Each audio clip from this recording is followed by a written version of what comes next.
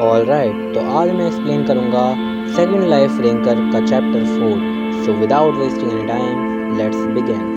पिछले चैप्टर के एंड में हमने देखा था कि युंग मर्चेंट से रीसेट टिकट परचेज करने के लिए रेडी हो जाता है और अब मर्चेंट कहता है कि तुम पहले ऐसे व्यक्ति हो जो मुझसे ये चीज़ मांग रहे हो। यूजुअली लोग ऐसी चीज़ लेते हैं जो उन्हें नेक्स्ट स्टेज में जाने में मदद करे।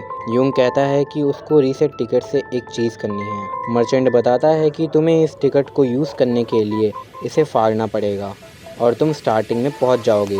मर्चेंट ये बताकर गायब हो जाता है और रीसेट टिकट के बदले युंग के सारे स्टैट्स चले जाते हैं जो उसने ब्लॉक ए में इकट्ठा करे थे। सिस्टम बताता है कि उसे 10 रीसेट टिकट्स मिली हैं, जिसमें से एक युंग फाड़ देता है और ब्लॉक ए यानी कि फ्लोर 0 में वापस आ जाता है।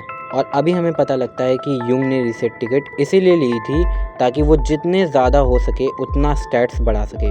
अभी बहुत से एरोज युंग की तरफ अप्रोच करते हैं, लेकिन युंग सबको ईजीली ब्लॉक कर देता है। आगे युंग बताता है कि ड्रैगन आई से सारे कलर उसके फील्ड ऑफ विजन से हट जाते हैं। बचता है तो बस white background and black lines जो किसी ऑब्जेक्ट का आउटलाइन बताती है। युंग के छोटे भाई ने इस फेनोमेनन को ग्योल कहा था और अब युंग एंड पॉइंट में पहुंच जाता है। अभी युंग खुश होता है क्योंकि ब्लॉक ए को पार करने में पहले उसे 34 घंटे लगे थे, बट अभी उसे बस 4 घंटे लगते हैं और उसके स्टैट्स भी पहले से काफ़ी बढ़ जाते हैं। आगे युंग सोचता है मुझे अब सीरियस होना पड़ेगा। टॉप प्लेयर्स अब तक ब्लॉक ई पहुंच चुके होंगे। अगर मैं थोड़ा और रुका तो कैचअप करने में मुझे बहुत मुश्किल होगी। अभी युंग ब्लॉक ए के बॉस रूम में एंटर कर जाता है, जहां पर वो आते ही बहुत से फायर एरोस को ब्लॉक कर देता है।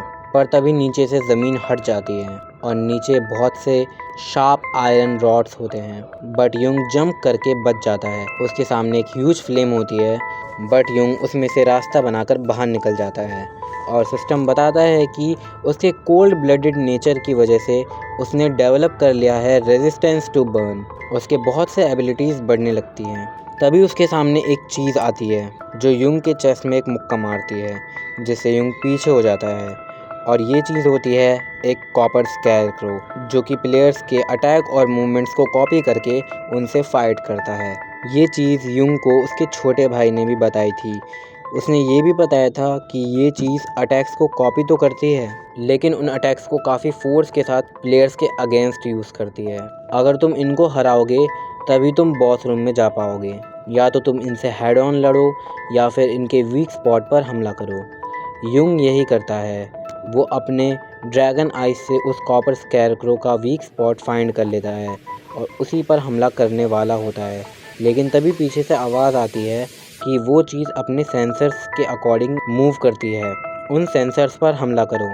और युंग उसके सेंसर्स यानी कि उसके वीक स्पॉट पर हमला करके उस कॉपर स्कैरक्रो को डिस्ट्रॉय कर देता है। युंग बताता है कि ये चीज़ उसे पहले से ही पता थी कि उसके सेंसर्स ही उसके वीक स्पॉट हैं ड्रैगन आइज की वजह से। अभी वो बंदा हैरान हो जाता है और कहता है no way, and that's it. इसी के साथ चैप्टर ख़त्म हो जाता है। अगर वीडियो अच्छी लगी हो तो लाइक कर देना, चैनल पे नहीं हो तो सब्सक्राइब कर देना। मैं मिलता हूँ तुमसे किसी और वीडियो में, तब तक के लिए बाय।